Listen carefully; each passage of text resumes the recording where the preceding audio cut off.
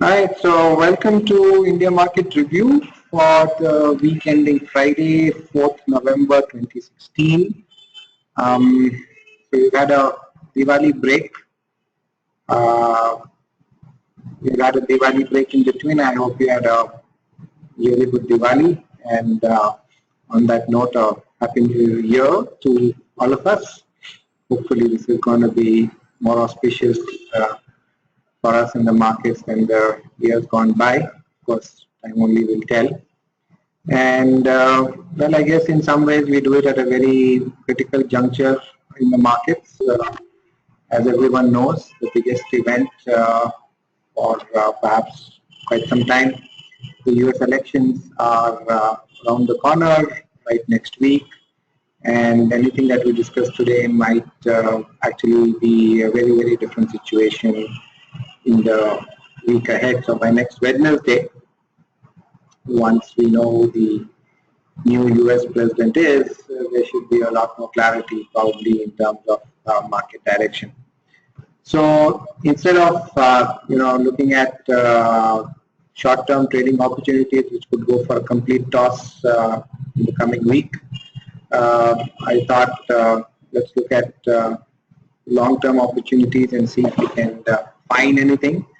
Or even if we really don't find anything really specific, definitely something to track even after the elections, and maybe a sort of short list that we create for what is likely to happen in the weeks ahead. And once the big event is over next week, then review that short list and make appropriate decisions. So depending on what we find today, we might actually find some good ones, which you could get into, let's say, on Monday. Or it might be a situation where we just have a short list, but no compelling reason to get in at any point, at least till the US elections are over. So having said that, let's jump in. And what I'm going to do is the usual standard thing, except in terms of what are the charts we're going to look at, and including the global charts, except that we're going to more focus on, let's say, weekly and monthly charts, more the long-term stuff.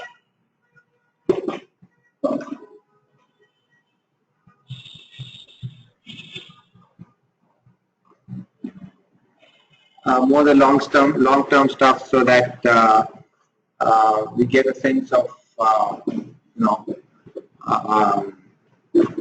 where the action might be. Okay. So having said that, without any further ado, we jump into our global index as usual, and we'll see what's happening there. So let's start with the Dow Jones. Right. So looking at the Dow Jones, that should come up on your screen now, and this is of course the daily chart. So actually, before that, let me bring up quickly what the status is of the US markets as we speak. As we all know, there's been this upswing in favor of Trump in the last few days, and it's caused some jitters apparently for the markets. Till a week back, it was the media was saying that Hillary was going to, have a sort of home run. But now things are for a toss, and nobody really knows. And I guess the market will go more and more in a sort of wait and watch mode, and we'll have to just see what happens, right? So it will be hazardous to really give a strong prediction. So we'll just take it and see what the charts tell us. So on the S&P, you can clearly see that it's more or less a flat opening today. Volatility has gone up, but everything else is flat to maybe neutral at best. Same thing on the Dow Jones. Right, so Dow Jones looking more green, that's for sure. Utility average actually up a healthy 1% almost. And on the Nasdaq, more or less a little bit, reddish, but nothing very, very significant. On the one hand, biotechnology is up 2%, 1.98, while insurance is down 1.6%. So it's a mixed bag, and this sort of what do I say, tic-tac-toe type game is probably going to go on till we get the election results.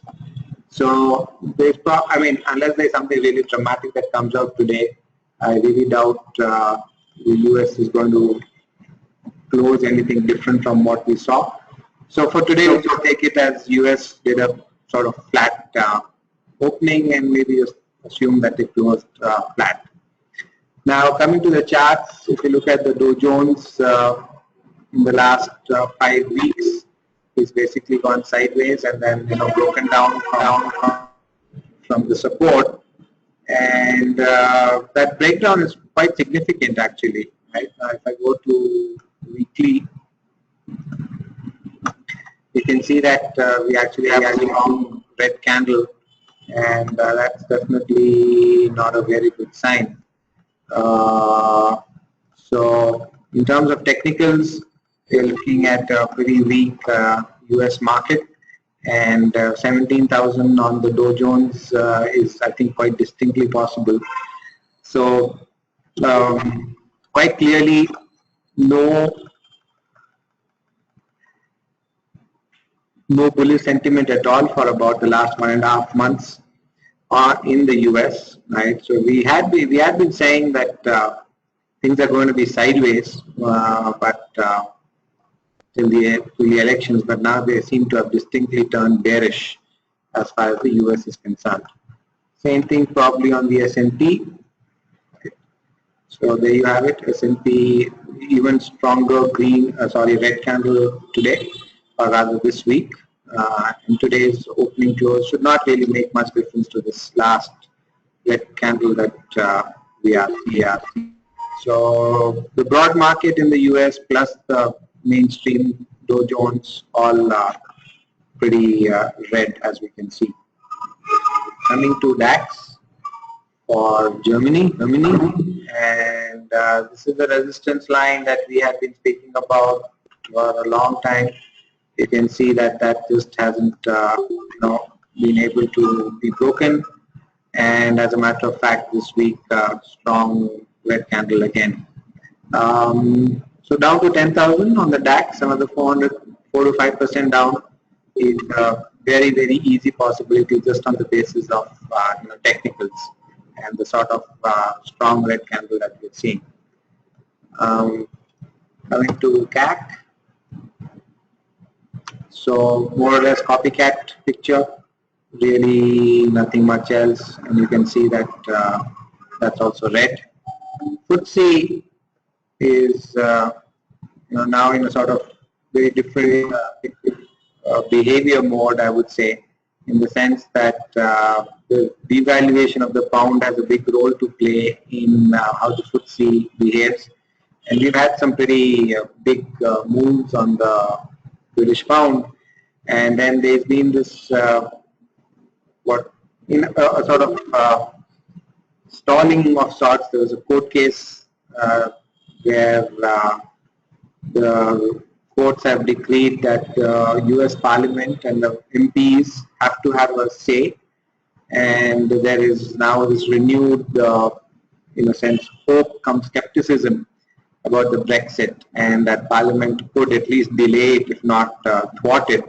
And there are some other court cases, and of course the British government is going to appeal this in the Supreme Court of the UK, of England rather. So that's another drama which is unfolding. But as the pound devalued, the FTSE kept going up and stayed up for about 4 or 5 weeks. But now with the rest of the market, it's just broken down. What's even more important as far as the FTSE is concerned is the fact that, in a sense, it's going through this resistance zone. If you can just follow my cursor, right, this band between 6740 and 6840, 100-point support or resistance zone. So it's now a support zone, and you can see the strong, bold red candle for this week. So that's a definitive decision by the market to clearly go down. So 6,700 breaks, then easily 6,300 is something that could happen. But again, events within England could make this different. But US is US, it's a huge market. So bottom line, as far as European indices are concerned, all very bearish. Nikkei, Japan. So that one, right, attempting to go up, broke through the resistance of 16,850, and then again this week it's been red. So overall, as you can very clearly see, a pretty bearish sentiment across the world. So coming to India, this is the Nifty NSE long-term chart. This is daily, updated of course with today's data. And what you can see, very interesting, and please note that I'm just going to extend this without any changing the angle, as you can see, right? And it's very much stayed, oops, sorry, I wanted to extend that. You can see that, it just come to that level and gone down. So about 2 weeks back, when us were regular on the IMR, you remember that we talked about whether it would break out or not. It was poised right there, very tantalizingly, just at or above the resistance zone. And well, it just followed the channel. You may also remember from the session that we had 2 weeks back that actually, as far as the sector indices were concerned, quite a lot of stocks we found to be bullish. But the main index, which is the Nifty, of course, was at a very sort of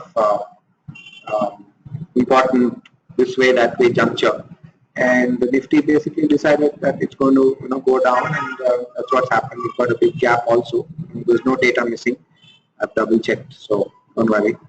And so we are here, and the real big support on the Nifty is around 8,300.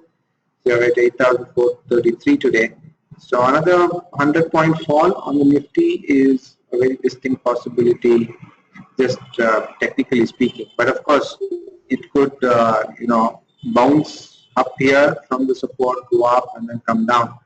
But again, Monday, Tuesday, Wednesday, I would expect that my view would be at best neutral, most likely bearish.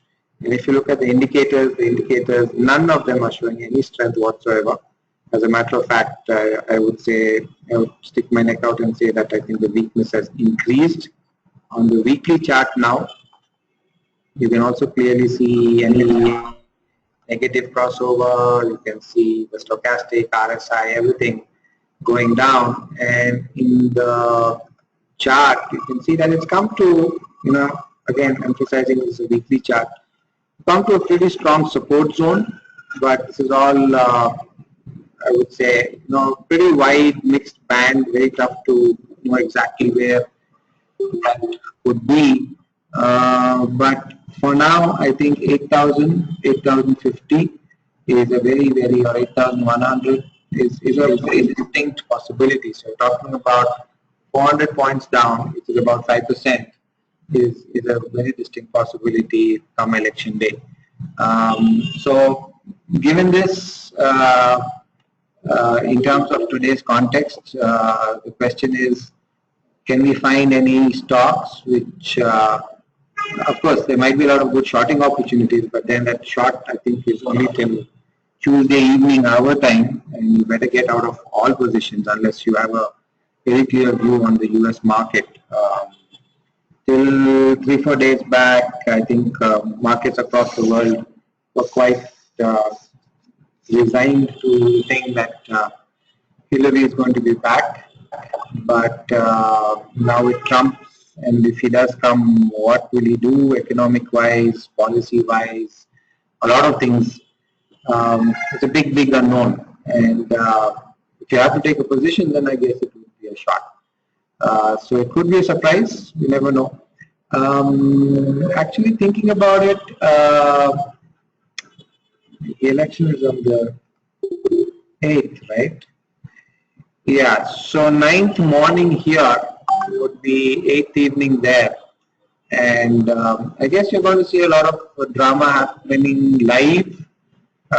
So while US is counting the votes and the markets are closed there, the Indian markets and the Asian markets for that matter will be open. It will be a really interesting, I think, Wednesday. Once in a 4-year thing, or actually maybe once in a lifetime thing, sort of election that we're seeing. So I guess it might be a very interesting thing to have our ears and eyes glued to the results as they come out live. Plus, look at how the market reacts to the whole results as they come out in Asia, and then of course later in the India time zone to Europe, and then to US.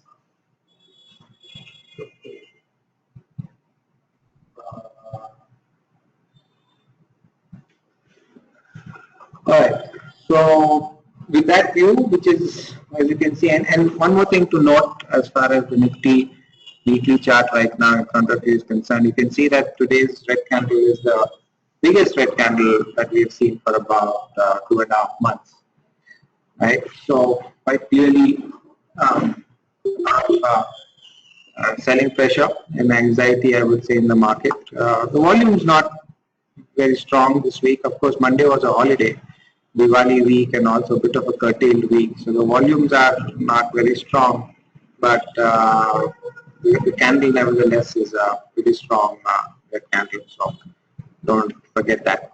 Of course, there is support both on the moving average, to go to the daily, 8,300 good support, and then 8,100, and then 8,000. And then as far as the weekly charts are concerned, then around 8.3, and then I guess 8,100. Also added to this, in case you did not also, I'm talking about the fundamental picture for the market. So in case you participate in the fundamental review that we did about 4 weeks back, then you know the situation. If you did not, please know that full recording is available of all those sessions, and if you're interested, you can subscribe for that. Very insightful in terms of which sectors are cheap, expensive. But as far as the market is concerned, the market is at around 24x PE, which is certainly not cheap. And is that a compelling buy? Absolutely not. Could it be a sell? Actually, yes.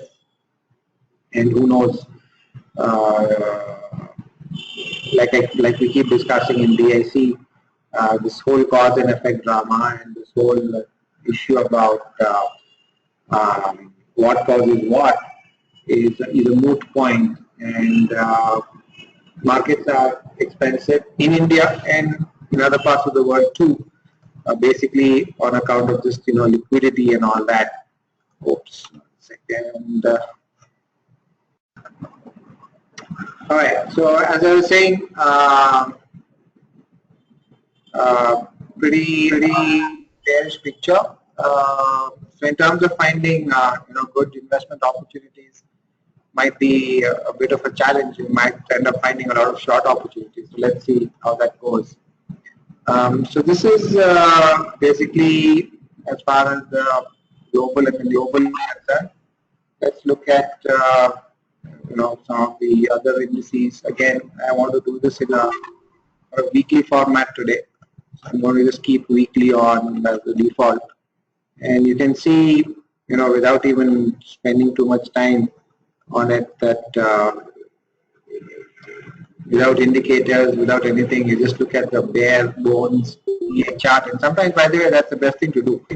Just look at simple candlesticks, simple line charts, no indicators, no overlays, no templates, nothing, just simple. And the picture is, sometimes very outstandingly clear. So that the CNX 500 stocks very clearly hit a resistance there. Again, just reminding us that we are looking at a weekly format. You can very clearly see about 5-6 weeks of sidewards movement, and a clear breakdown today. Right? And this week, as a matter of fact, or rather this, you have this breakdown, gap down essentially. So that basically says it all in many ways. Okay, coming to the various sectors, Bank Nifty. So this one definitely is not looking as weak as the Nifty was, right? So that's something which is very obvious. You had one could be very tempted to say some sort of a flag formation here, going sideways, and then could it break out? But given the events from the corner, I would be very wary of hastily jumping to any conclusions, and this event could dramatically alter any technical picture that we might think of today. Right? But here's the thing about the banks and the Bank Nifty. So this is both the PSU and the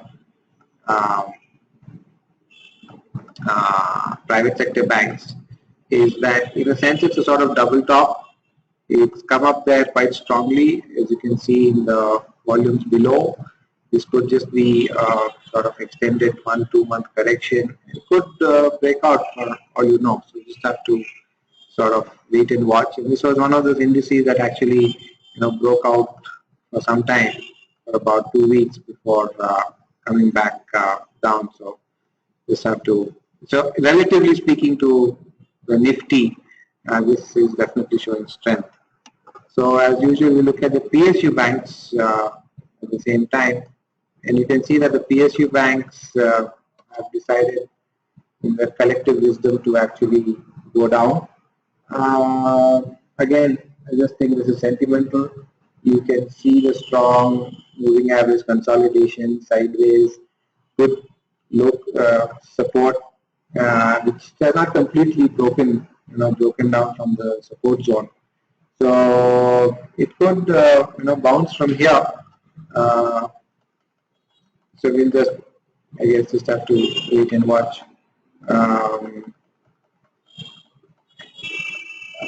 Right. So this is clearly 2 weeks of 2 months of consolidation, and then a clear breakdown. So everything negative as far as the PSU banks are concerned. Okay, some support at 2,900 in terms of the 200-day moving average, but at this point, unlikely to hold that, and I could easily foresee this at 2,600. So that's about 15% correction, or 10% correction rather, from current levels on the PSU bank side. Coming to the other indices, so this is the auto index. So Diwali is come and gone. Auto sales have been, depending on who you ask, a little bit mixed.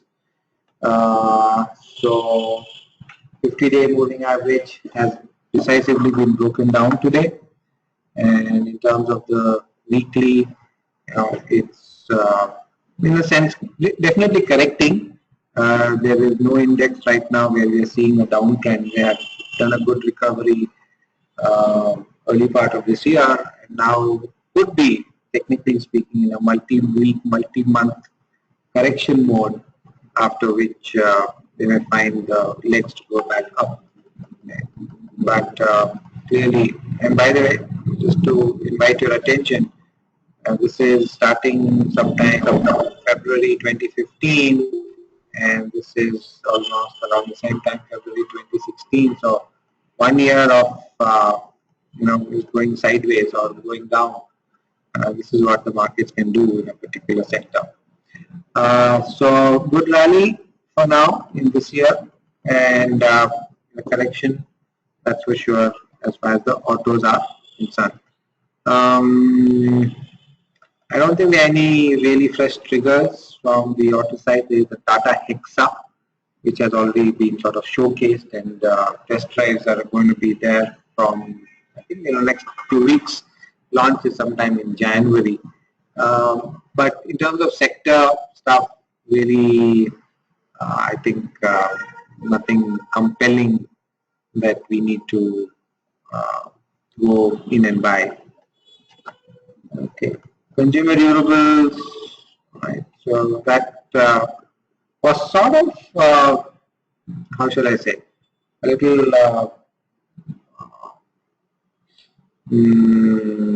warm area in the sense that some hope there, but it's now again this week completely, this today completely broken down, and back to the weekly format. It's just as you can see, we've gone down with the rest of the market.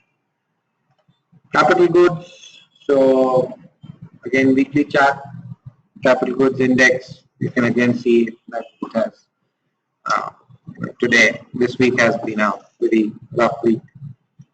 Coming to FMCG, so there's always somebody, some sector that surprises, doesn't it? So FMCG, big dragonfly doji candle today, or rather this week. There's some news about ITC, the worries on taxation on tobacco under GST having faded. Oh yeah, there is this other news, right? So today's thing in terms of auto, that cars will be under the highest tax rate under GST, which is 28%. So any hope that car prices would come down, which was widely held, which was widely hoped in the auto industry because of the change in tax structure. Well, looks like that's definitely not going to happen. So cars are going to get taxed at the highest rate. Tobacco looks like some reprieve right now, but we just wait and watch for these final things to fall in place. Till then, never know. All right. So 8,500 on the FMCG, but basically you're talking about ITC, HUL, and a couple of others. Right. But overall, if you look at it from a 1 to 2 month perspective, this is also bearish.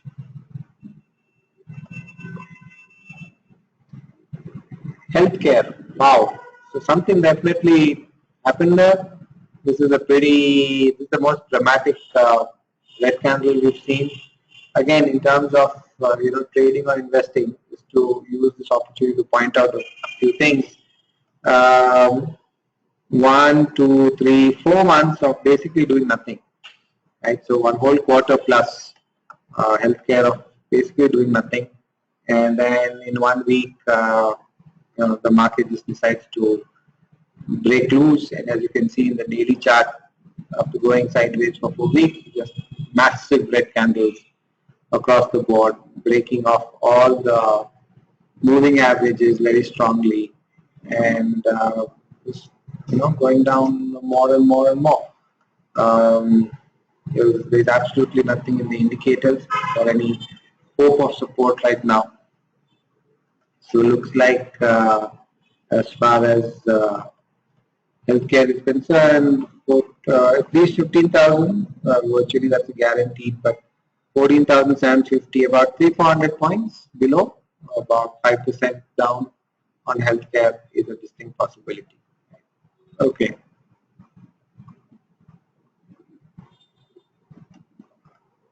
IT index. So that's been something we have been speculating quite a lot about for the regulars. And here's the thing, right? This IT index has this week, or rather today, decisively broken down from this support. Okay.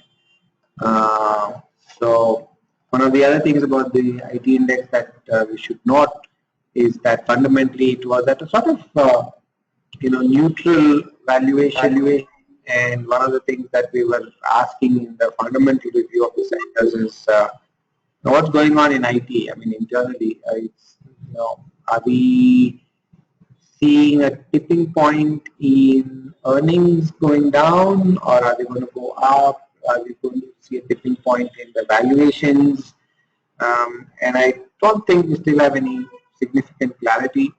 right now. So given the uncertainty, just further down moves should be expected.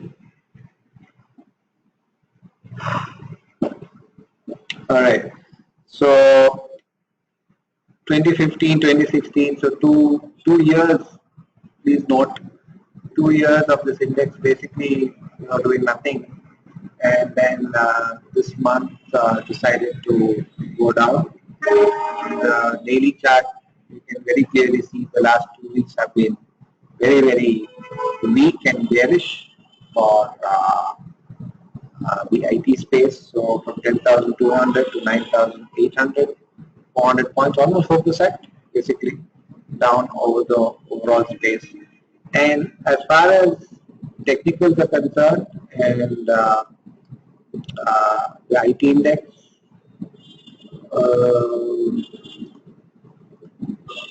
it broke that support also in a sense, and the next report is probably somewhere there.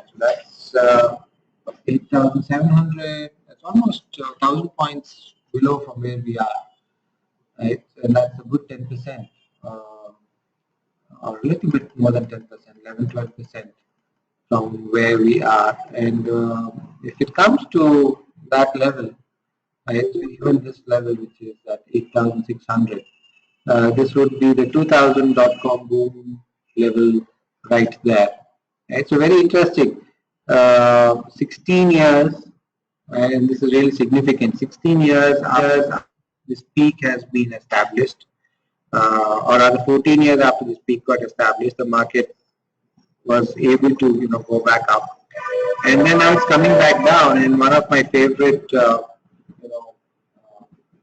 things I sometimes keep looking for is a really important resistance getting tested as a support, and a very important support getting tested as a resistance. And in this case, this is a very important resistance right there. And the question is, does it get tested as a support? For that, the market has to come to 8,570, 8,700, and it seems to be on track for that. So after 16 years, that level, which was a very significant peak, is now perhaps on its way to being tested as a support. So another 10% down, and then do we see a support? Quite possible. Remember that what you're seeing actually is a 2-year consolidation followed by a breakdown. And in terms of proportion, in terms of sense of time, in terms of movement, it would be very amateurish to say that the down move is now over. This could actually be the start of a much bigger down move as far as the IT space is concerned. If there is one, I mean, from all the indices so far, if there is one index that we find compelling in terms of shorting, or one index where, or one sector where you should not be in right now, then I would say this is the IT space on the long side. Could actually offer significant shorting opportunities. Not sure about the long opportunities. Having said that, remember, in terms of valuation, IT is a different ball game from the rest of many of the other, or the majority of the other sectors. Some of them spoil the mystery. The details are in the fundamental review. But as it goes down, well, all ratios become cheaper. But the moot point is, at what point would it be a good time to buy? So more of that, I think, in the coming days. Maybe, all depends on what happens next Wednesday, India time. Time for a very fast review, catch up on the markets, and then maybe action in terms of deploying money. All right, so that's the IT space. Basically, the CNX IT will show you the same results, slightly different levels, or rather patterns. I've put nothing else. So what you can see is a sort of flag right there, and the flag clearly broke down. Okay, there you have it. So in a sense, broke down last week itself, and the down move today continues with it. So IT, that's the thing. And coming to metals, so metals was, as you know, quite lucrative, and consistently has been able to stay above this 9,800, 10,000 mark now, and just about this is again daily chart, by the way. On Monday, we saw this big up move in metals, making a significant high after many years. Not a life high, but definitely a significant high after about 3 years. And it would be very, very appropriate at that time to have said that things were looking good. But as you can see now, that was a sort of premature rally. And if we have to look at the weekly charts, it broke the weekly, it broke that, it came close to that, and sort of just bottomed down, retraced from there. So that resistance held. And why is it important? 2006, there is a point there on the left of your screen. I hope my cursor is clear at your end. That's where the horizontal line is. We had some price action in 2007, and then in 2011, 13, 12, 13, and then today, or rather this week, it went right there in a sense. And remember, this is a weekly shooting star that you're seeing, right? This is a weekly shooting star, and that is quite significant. Right? So a retracement back or a pullback to 9,500, probably lower levels, is a distinct possibility. The only thing is, if it does that, then it breaks some recent supports, but then that's it.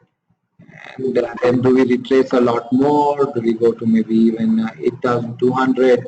It will be 15, 18% correction. We'll just have to wait and watch. But the one of the spaces which was performing really well and was showing relatively good strength compared to all the other sectors, that's also sort of in a sense given way.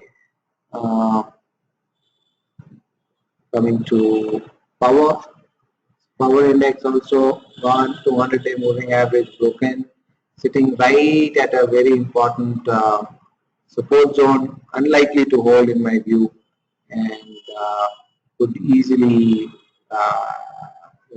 break down from here.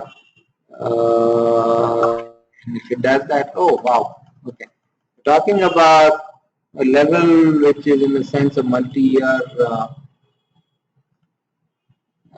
important enough right from 2012. So 4-5 year support, resistance zone, support breaks. I would say maybe even 1800 is a distinct possibility as far as the power sector is concerned. Okay. Then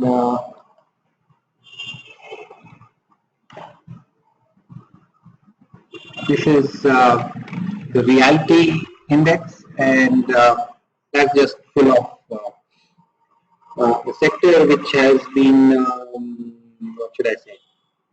It's,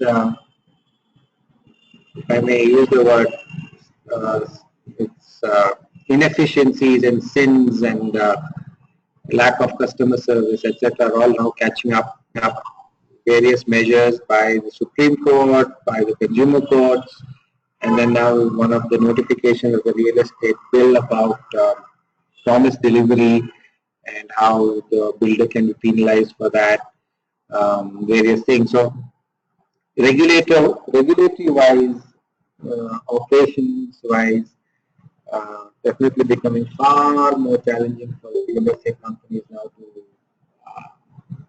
continue in the business in the way they were, and a lot more adhering to commitments, to timelines, to various things will need to be done. So there's going to be some period of pain adjustment, I think. So that's an additional negative factor which is sector specific.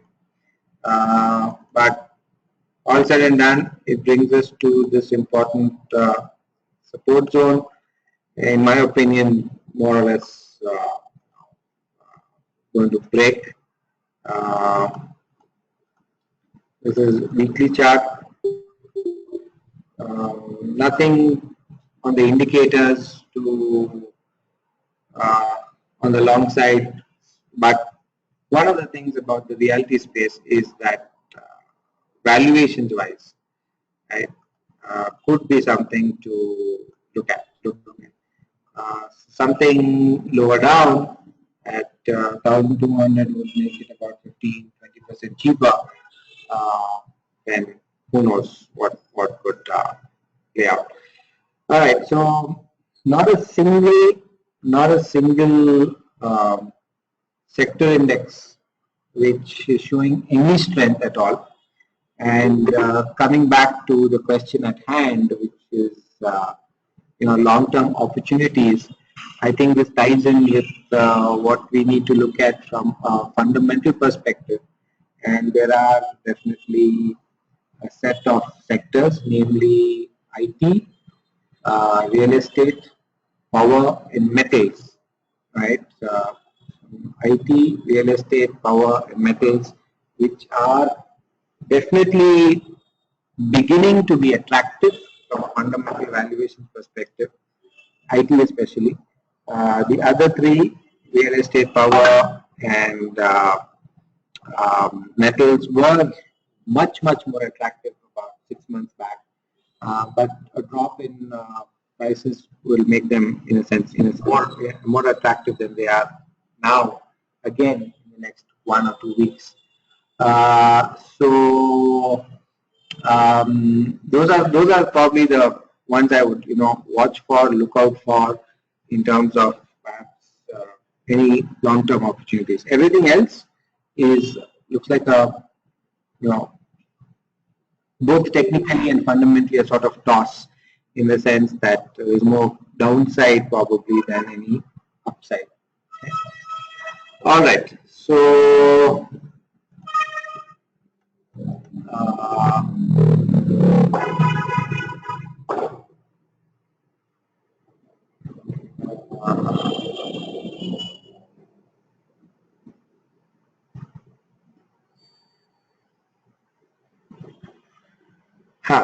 just thinking about.